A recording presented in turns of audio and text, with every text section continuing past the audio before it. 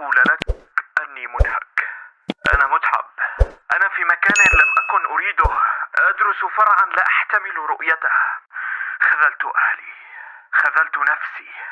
لم أكن أتصور أن كل هذا سيحدث بسبب ذلك التقصير. أرجوك أثق على نفسك. أنا حقا لست في مكاني. إن أتاك هذا الاتصال يوما كيف ستتغير ملامحك؟ هذا الاتصال اطمئن لن يأتي، ولكنه حقيقي، بكل حرف منه حقيقي. كل ما نفعله اليوم يحدد من سنكون، أين سنكون وكيف سنكون. كلام قوي ثقيل مخيف وتقشعر له الأبدان.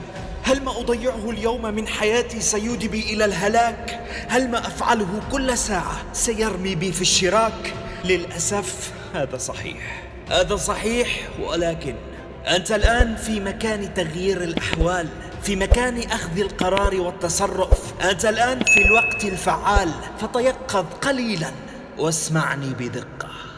قف أمام الجميع وأنت المتوسط العادي. قف أمامهم بحيرة وارتباك، وكأنك قارب من دون شراع تأخذه كل موجة في واد سحيق. هل انتهيت منهم من لقائهم؟ حسنا، عد إلى بيتك، إلى غرفتك، افتح كتبك واصنع قوتك بيديك. ابني شخصا لا يمكنهم اللحاق به. ابني رحلة بتاريخهم وتاريخ بطولاتهم.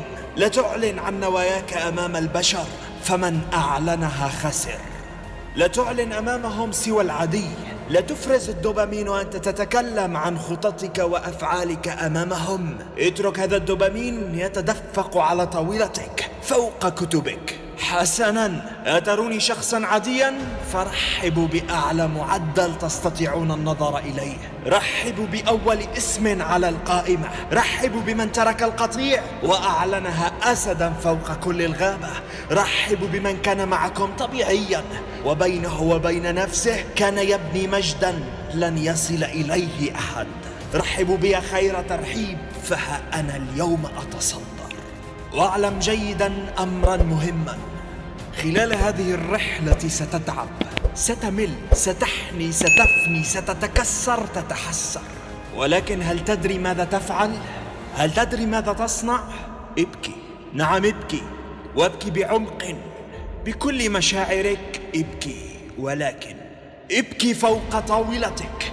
ابكي وأنت تدرس وأنت تبحث. دع دموعك تختلط بحروف كتابك. ابكي وأنت تركض نحو هدفك. فعذرا أنا لا أملك رفاهية الانهيار. خلفي حلم كبير لا يسعني أن أنهار. خلفي هدف عظيم ينتظرني. عذرا منكم. إن وقعتم أنتم خذوا وقتكم في النهوض. أما أنا فقد أعلنتها رحلة تاريخية عظيمة. رحلة ذرفت عليها دموعي ودمي. رحلة لا الأرض تحملني بها ولا السماء تحويني.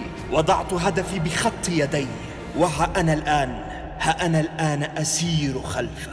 والآن من قلبي قبل قلبكم نادوا يا حلم، ها أنا إليك قادم.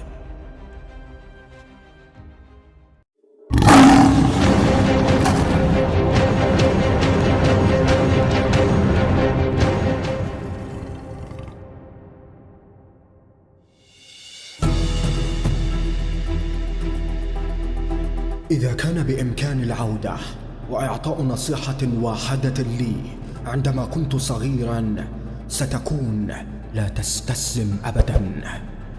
إذا كان بإمكاني أن أنصح أي شخص فقط نصيحة واحدة، ستكون لا تستسلم أبدا.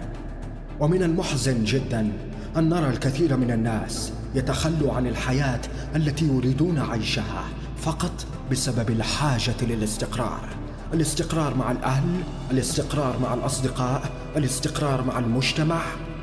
الحياة عظيمة، فهي تقدم الكثير من الأمثلة: الفشل، الضعف، القهر، التعب، ثم الكفاح القاسي.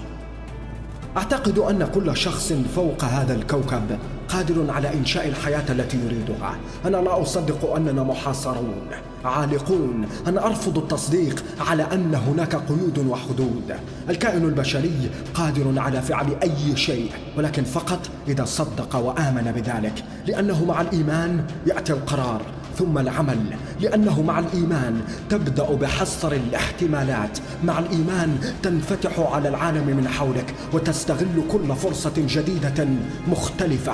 عندما نتمسك بحلمنا وبكل قوتنا، عندما نسعى جاهدين باحثين على إيجاد أمثلة على أولئك الذين مروا بنفس ظروفنا وعاشوا تقريبا نفس أحلامنا، عندما نريد أن نتعلم كيف يمكننا أن نأخذ ولو خطوة واحدة إلى الأمام كل يوم، عندما نؤمن ونكون مستعدين قابلين لتعلم المزيد، عندما نكون على استعداد للعمل من أجل ذلك، عندما نثق بحدسنا ونبرهن بعقولنا، عندما تكون لدينا الشجاعة على الثقة بقلوبنا، نصنع بذلك جسرا جديد نعبر به لعالم مليء بتحديات قد تدمرنا، لكننا نعلم أن ثقتنا بأنفسنا أكبر من أي تحديات. عندها سيكون كل شيء ممكن. إذا كنت مؤمنا به فيمكنك تحقيقه، إذا استطعت الحلم به فليس هناك شك أنك ستستطيع عيشه. قال شكسبير: شكوكنا خونة وتفقدنا الخير الذي قد لا نفوز به بالخوف من المحاولة، لأنك ستفقده قيمته، لأن النجاح كأي معدن قيم يصعب الوصول إليه، فيجب أن تسخر له كل الجهد وكل الإمكانيات التي بين يديك، وأن تكون دائما على استعداد للتعلم والبحث عن كيفية تحقيق ذلك النجاح. لا تنتظر أنه سيحدث بسرعة، قد يستغرق الأمر وقتا أطول من المتوقع، ولكن إذا كنت ملتزما ومحافظا على ذلك الإيمان الذي يشع بداخلك فستصنع ذلك النجاح بكل تأكيد، وسوف تحقق نتيجتك المرغوبة. لا تيأس أبدا، لا تستسلم أبدا. إن كنت لا تصدق أنك قادر على صنع حلمك الخاص فأنت واقع تحت رحمة ظروفك الخاصة، تحت رحمة ما يحدث من حولك. الحياة هي عبارة عن تحديات وعقبات يا صديق، فهناك من يقف في مكانه وهناك من يحاول عبور هذه العقبات فيفشل، ثم يحاول، ثم يفشل، ثم يحاول فيفشل، ثم يحاول، ولأنه مؤمن بأنه حتى ولو لم ينجح فشرف المحاولة يكفيه، سيظل يحاول وبكل الطرق حتى يصل يوما ما لذلك الحلم. لا تستسلم يا صديق. ما هي التحديات الصعبة التي واجهتها هذه السنة وكيف تعاملت معها؟ إلى هنا أشكركم على حسن الاستماع والمشاهدة. نلتقي بإذن الله قريبا في الفيديو القادم. إلى اللقاء.